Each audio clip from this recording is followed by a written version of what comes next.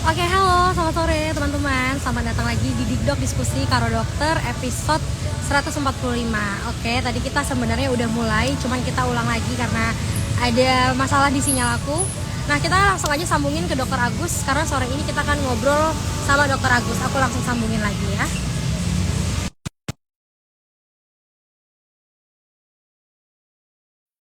Semoga kali ini sinyalnya bagus ya, guys. Dokter Agus sudah saya undang ya, Dok. Oke, tes 1 2. Gimana sekarang, Dok? Suaranya udah kedengeran? Halo, Sudah kedengeran suara saya, Dok? sudah. Oke, baik. Oke, inilah dia Dokter Agus Herianto, spesialis kebidanan dan kandungan.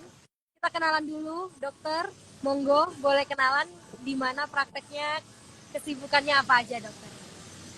Oke ya, saya Dokter Agus, saya dokter spesialis kandungan. Kebetulan saya berpraktek di area Tangerang Selatan ya, jadi saya di Klinik Promtus, kemudian di Rumah Sakit Medika BSD, dan di Brawijaya Hospital Tangerang. Ya, kesibukannya seperti ini aja, seperti yang dilihat teman-teman di Instagram saya. Ya, praktek ya, praktek berjalan. Terus ya apa ya? Ya ke rumah sakit. Ya seperti biasalah, seperti pada layaknya dokter deh. Dokter-dokter seperti lainnya ya, dok. Eh, Ya, dokter, saya mau applause dulu sama dokter Agus karena saya lihat dokter konsisten kasih edukasi ya di Instagramnya. Banyak banget konten ya, ya. Jadi kayaknya ketemu banget sama follower sama penonton kita hari ini. Oke, dokter Agus, makasih banyak untuk waktunya.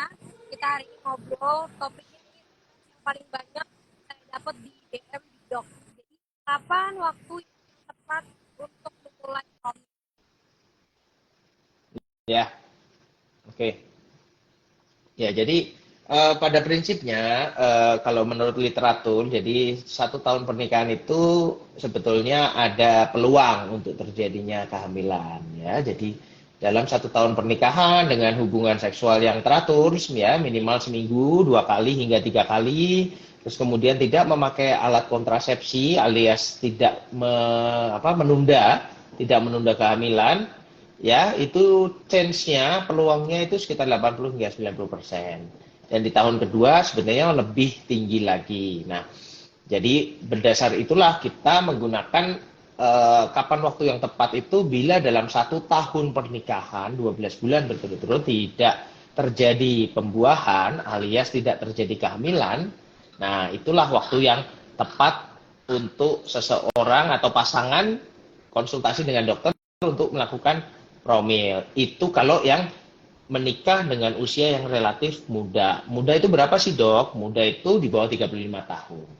Kalau udah di atas 35 tahun, saran kita lebih cepat lagi ya. Jadi di bawah 1 tahun sudah boleh untuk promil. Kenapa? Karena cadangan sel telurnya akan makin berkurang. Itu yang kita concern ya. Jadi itu yang kita perhatikan. Jadi nggak perlu menunda sampai 1 tahun, 2 tahun ngapain. Nanti takutnya kandungan sel telurnya atau cadangan sel telur dari seorang wanita kan menurun makin lama.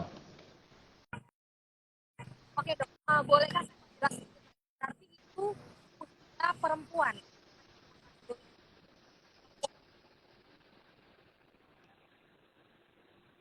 Kayaknya koneksinya kurang baik ya. Suara saya jelas ya? Uh, Ya. Kedengeran, dok? Di saya kedengeran kok. Soalnya ke saya putus-putus, kadang nyambung, kadang putus-putus gitu.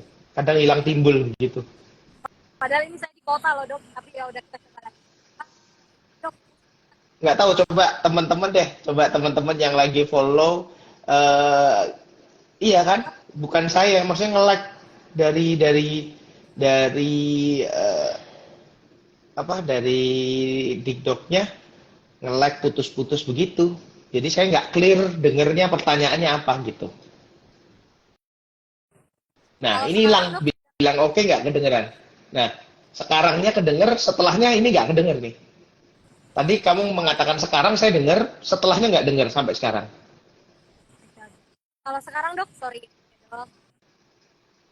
Sekarang ya kedengar. Coba ngomong lagi. Oke, dokter. usia yang tadi itu usia perempuannya kan 20 tahun, 20 tahun. Putus-putus, saya nggak bisa dengar. Coba saya pindah ke bentar ya. Iya, coba pakai wifi-nya kalau nggak. Sorry ya, semuanya yang nonton ya. Kalau dari suara saya oke ya. Soalnya saya di gambar saya juga putus-putus.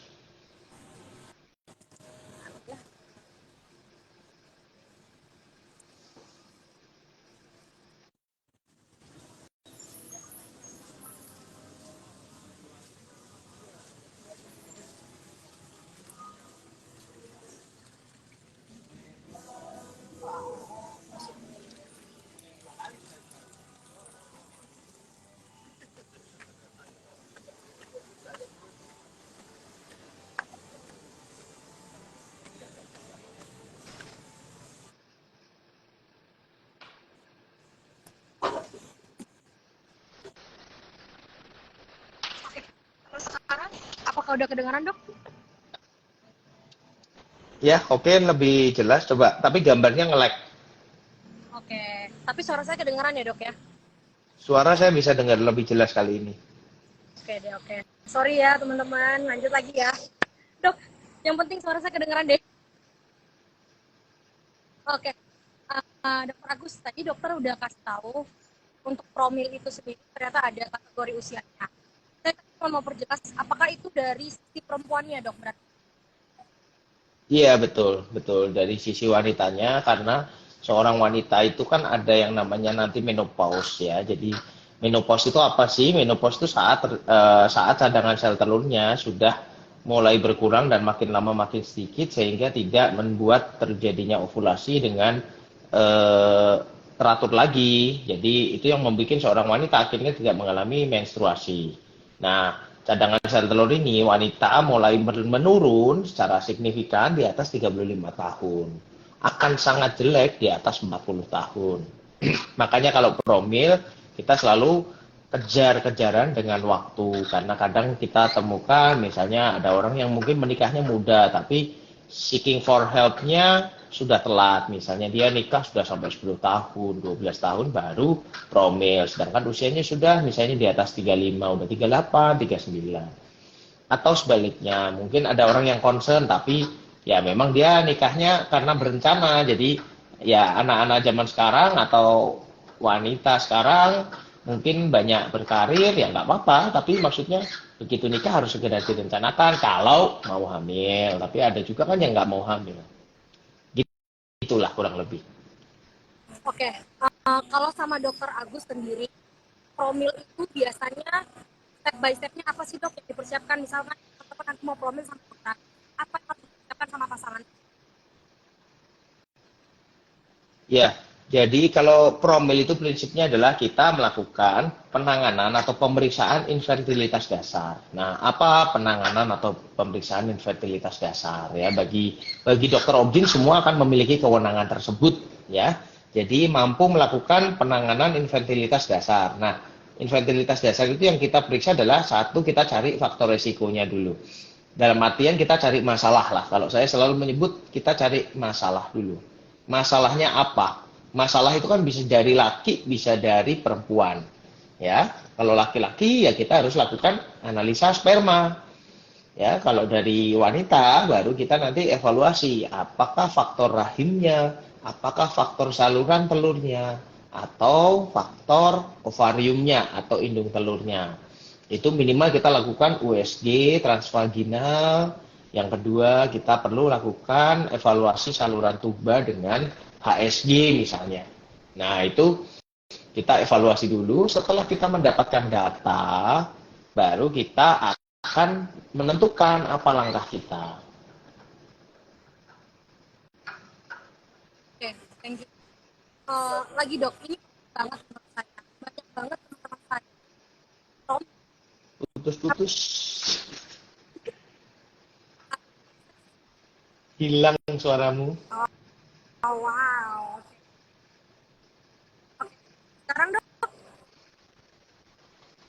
Ya, jadi masuk satu kata, hilang dua kata. Jadi saya harus merangkai kata ini. Saya menebak-nebak dari tadi pertanyaan kamu. Lagi ya dok, kita coba lagi dok. Kalau bapak di luar sana promil, oke, Nggak saya tanya denger. waktu, Ya, oke, oke, saya kolom chat, saya bikin di kolom komentar. Kalau berapa sih waktu yang harus disiapkan buat pasangan untuk promil? Kan banyak yang nggak tahu tuh, kadang kerja mereka nggak bisa konsultasi ke dokternya. Sebenarnya mereka harus nyiapin waktu berapa lama? ya jadi gini, yang pasti dipastikan saya akan meminta untuk pasien pertama kali datang ke saya pastikan Anda lagi haid pertama atau hari kedua. Ya, datang bersama suami. Jadi kita tidak buang-buang waktu untuk menjelaskan. Yang kedua, kita akan segera melakukan USG transvaginal. Setelah itu, kita akan meminta pemeriksaan analisis sperma yang tadi sudah saya ceritakan untuk suaminya. Ya, terus kemudian kita perlu untuk melakukan pemeriksaan saluran tuba alias dilakukan HSG. Nah, kalau HSG itu biasanya kita pilih di hari ke-9 hingga hari ke-11 menstruasi.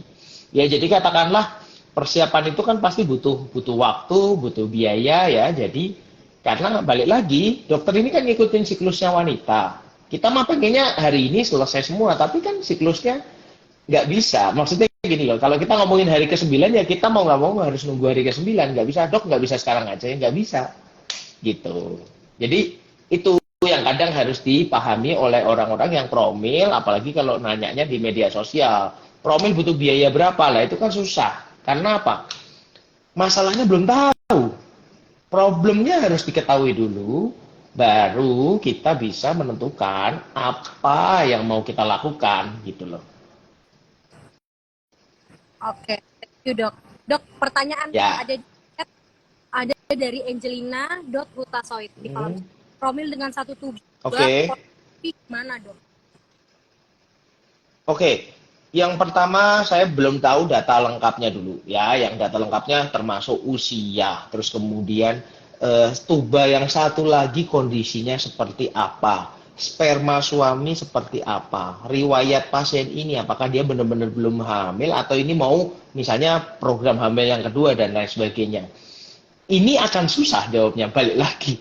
Promil itu nggak apa ya. Jadi kita nggak kayak tanya, dok, tensi saya 140, kasih obat apa ya? Nah itu gampang banget tuh sebenarnya. Tapi kalau promil ini kan kayak gini kan faktornya bisa macam-macam nih. Kalau saya sekilas nih, promil dengan satu tuba, berarti tuba yang satunya udah dipotong. Nah, yang tuba satunya gimana? Bagus nggak kondisinya? Kalau bagus, ya orang bisa saja hamil dengan misalnya dia natural cycle saja cukup. Ada yang, oh sperma suaminya udah mulai turun dan lain sebagainya, mungkin kita harus washing, kita tentukan jumlah spermanya berapa, mungkin kita harus berlanjut ke inseminasi misalnya. Atau ternyata kasus ketiga atau situasi yang ketiga, dia tuba yang satunya pun macet alias tidak berfungsi. Nah, berarti kan harus masuknya ke bayi tabung. Gitu. Jadi sulit karena datanya harus lengkap gitu. Ya, terlalu luas gitu ya. Oke. Ya, macem-macem ya, susah ya. Selanjutnya ada dari Oke, Bulan. kalau proses steril untuk wanita, apa Apa beda? bedanya seperti SC? Ya tentu saja beda. Jadi kalau SC itu adalah seksio sesarea. Seksio sesarea itu untuk melahirkan bayi. Sedangkan untuk sterilisasi pada wanita itu kita bisa lakukan dengan mini laparotomi atau laparaskopi untuk, ingat ya, mengikat atau memutus saluran tuba. Kita nggak ngomongin lahiran bayi lagi di situ, jadi udah pasti beda. Jadi pasti beda ya. Ya. Oke, beda ya. Next dok, ini dari saya. Persiapan promil untuk wanita itu apa aja? Mungkin Ya, aku persiapan untuk wanita ya. Jadi wanita yang pasti ingat kalau eh, apa namanya hadir itu harus selalu saat haid pertama kali ya, hari pertama atau hari kedua haid. Nah, setelahnya dokternya akan melakukan berbagai macam pemeriksaan termasuk yang tadi saya sebut lagi HSG. Itu kan kita tahunya hari ke-9. Nah, kita harus tahu hari ke-9 itu dari hari pertamanya kapan. Kalau nggak tahu ya kita nggak tahu juga. Jadi nggak bisa tuh, dok saya mau HSG aja. Enaknya gimana ya? Nah, karena saya harus tahu gimana kamu head hari pertamanya. Jadi harus kontrol untuk promil selalu di saat menstruasi. Jangan setelah selesai menstruasi. Buang waktu, buang biaya. Karena kita akan minta nunggu siklus berikutnya. Termasuk memulai misalnya katakanlah udah promil, kita udah mau memulai pematangan sel telur, induksi sel telur dan lain sebagainya ya, agar sel telurnya berkembang lebih dari satu misalnya. Nah, itu kita akan tunda kalau udah kamu selesai haid, misalnya haidnya udah berapa? Udah hari ke-7 atau hari ke-5, ya udah tunggu aja bulan depan. Nah, itu kan buang waktu, buang biaya. Setuju. Pertama,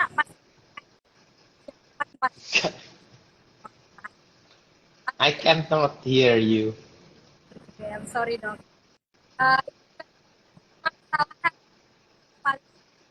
Saat promil. Oke, 5 kesalahan yang paling sering ditemukan saat promil. Ya, kesalahan pertama yang tadi, yang udah sering kali saya sebutkan, bahwa orang datang karena risih, karena saat haid, takut diperiksa lah ini dan lain sebagainya, nunggu beres aja. Itu kesalahan yang paling sering. Yang kedua, datang sama ibunya, sama temennya, sama kakaknya, bukan sama suaminya. Padahal yang mau membuahi suaminya. Jadi, kita cuman melakukan work up atau melakukan analisis cuman ke wanitanya. Tetap aja, Bu, berikutnya kontrol Anda bawa suami Anda karena saya harus jelaskan, saya harus melakukan pemeriksaan analisis sperma dan lain sebagainya. Ya, itu 2. Yang ketiga itu gini, jadi sebenarnya nggak banyak-banyak amat sih kesalahan promil itu juga. Berikutnya adalah ketepatan minum obat yang kita beri, terus kemudian nanti yang kita lakukan kontrol seperti apa. Terus kemudian yang sering kali adalah gini, nganggapnya itu promil itu cuma jeder sekali, kayak servis motor, langsung bener semua. Nah, kita kan ngikutin siklus wanita, makanya itu pasti akan ada pemantauan sel telur. Bu, kontrol di hari ke-11 misalnya. Bu, kontrol di hari ke-9. Ibu kontrol di hari ke-13, contohnya begitu. Nah, itu kita akan tentukan berdasar apa yang kita lihat saat pemeriksaan di pertama kali, termasuk apa yang sedang kita lakukan untuk pasangan-pasangan ini. Ya, terus kemudian jangan sampai sudah di tengah, tapi misalnya ibu gini, udah niat nih datang, gini, tapi disuruh cek HSG, nanti dulu dok nggak mau, suaminya disuruh cek sperma, nanti dulu dok nggak mau. Lah itu kan, itu ya kita kadang bingung jadinya, terus gimana ya, kita nggak bisa apa-apa, udah dok kasih obat aja lah, kan nggak segampang itu ya. Jadi kan nggak semua itu bisa diselesaikan dengan obat. Itu kadang-kala kita bisa, lo ketemu ternyata setelah di USG, lo kok ini ada miom ya, lo di USG kok ini ada endometriosis ya, lo di USG ketemu kista coklat ya, atau ketemu polip ya, berarti kan penanganannya bukan obat. Tentu saja penanganannya kita perlu lakukan operasi, misalnya begitu. Oke.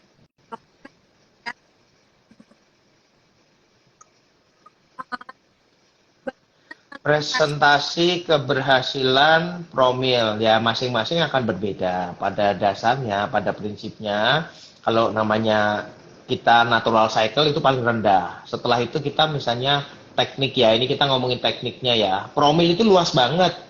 Promil itu analisis masalah gitu. Analisis masalah itu bagian dari promil. Sedangkan teknik yang kita lakukan itu banyak sekali. Ada yang natural cycle, ada yang induksi, stimulasi, terus kemudian ya bahkan laparoskopi untuk mengangkat kista dan lain sebagainya itu adalah juga promil gitu loh. Itu bagian dari promil. Jadi terlalu luas ya kalau keberhasilannya. Tapi kalau mungkin pertanyaannya adalah lebih ke bagaimana keberhasilan, misalnya kayak inseminasi, bagaimana keberhasilan bayi tabung, itu adalah teknik reproduksi berbantu ya. Jadi itu TRB ya. Kalau kita ngomongin natural cycle pasti paling rendah. Karena keberhasilan dari inseminasi saja menurut literatur juga angkanya di sekitar 20%, 20 sampai 30% lah katakanlah begitu. Terus kemudian dan itu kumulatif ya, begitu naik ke siklus berikutnya pasti kalau nggak ada problem semua nih, jadi syarat-syaratnya juga harus dipenuhi semua, makanya perlu dilakukan evaluasi terlebih dahulu. Jadi nggak boleh dokter misalnya, oh ini inseminasi misalnya ya, ternyata tubanya macet, atau pernah laparoskopi tuba tadi, tubanya udah dipotong dua-duanya, lah buang duit dong, karena pasti nggak akan terjadi pembuahan. Dia harusnya sudah langsung masuknya ke bayi tabung. Nah, hal itu kan buang-buang uang dan nggak tepat gitu ya. Jadi terus kemudian berikutnya bayi tabung. Bayi tabung itu kalau literatur juga angkanya sebetulnya 30 hingga 40%. Betul, memang beberapa center misalnya itu dilaporkan bisa, oh ada yang 50%, ada yang 60%. Tapi ingat ya, catat ya, literatur yang dipakai di dunia ini adalah untuk pasien-pasien yang memang membutuhkan IVF. That's why angka keberhasilannya kecil. Nah, karena di Indonesia atau di misalnya di Penang atau di Singapura atau di Thailand yang suka ngeklaim angka keberhasilan mereka di atas Indonesia, di atas dunia dan lain sebagainya. Kenapa? Catat. Karena banyak orang kita yang harusnya tidak butuh IVF dilakukan IVF. Tentu saja peluangnya berhasil lebih tinggi dong.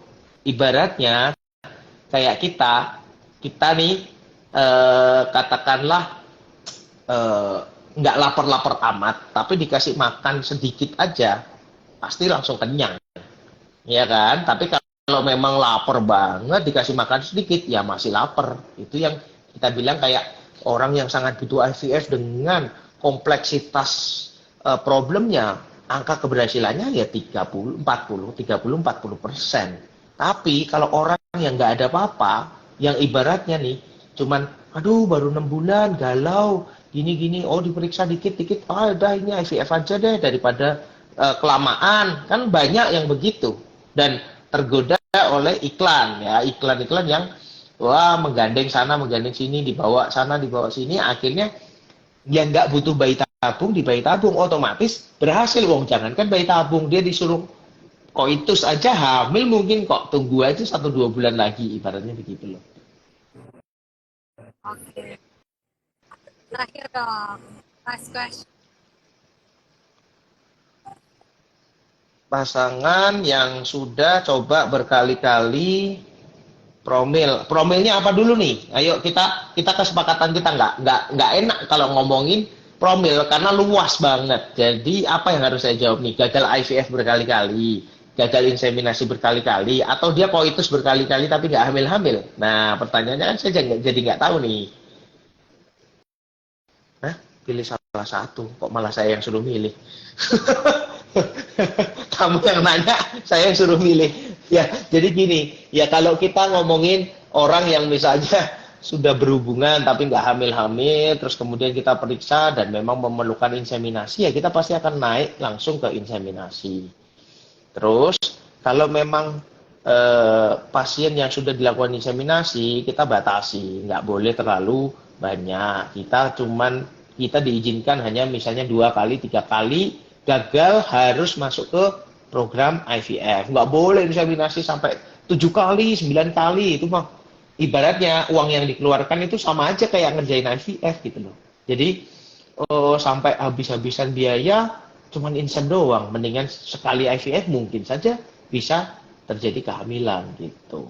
Kalau udah gagal IVF ya tentu saja harus IVF lagi ya. Pasti harus dilakukan pemeriksaan, misalnya dievaluasi nih apa yang menyebabkan kegagalan di IVF sebelumnya.